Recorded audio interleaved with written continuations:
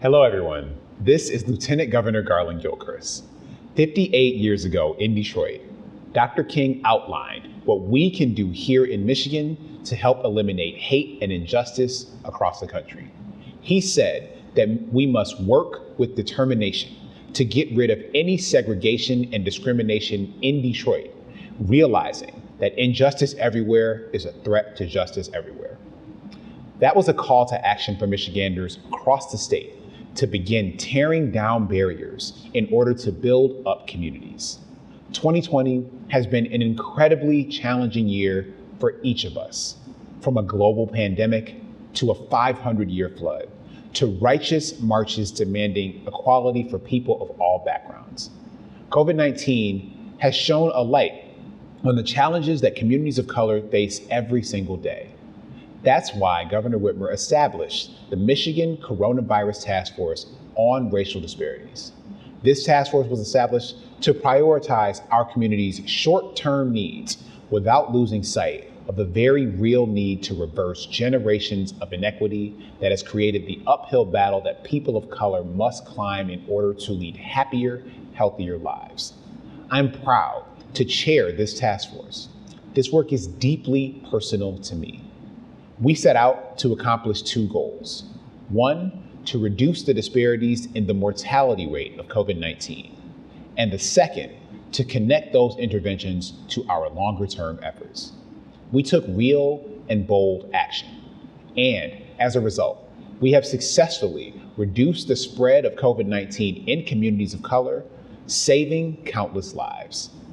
While the injustices in our country have been exacerbated and intensified by COVID-19, they are as old as America itself, and we have been fighting long before Dr. King. That is why our administration has stood up and said what we should have said a long time ago. Racism is a public health crisis. We need to actively take steps to replace injustice with justice, and our administration is dedicated to that cause. We recognize that change must come at every level of government and society. If we are going to design a new system that works for everybody, we need to ensure that everybody has a seat at the table. When we don't have representation, when we don't include the voices of people of color, we end up with policies and programs that don't include Black experiences. When you look at who has been at the forefront of the decision-making during this crisis, you will see the most diverse leadership in our state's history.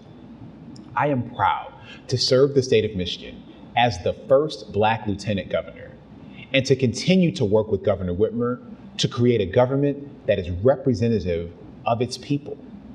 We understand the contributions Black people have made to this great state and have built the most diverse administration in our state's history, one that reflects the diversity in every aspect that makes our state great.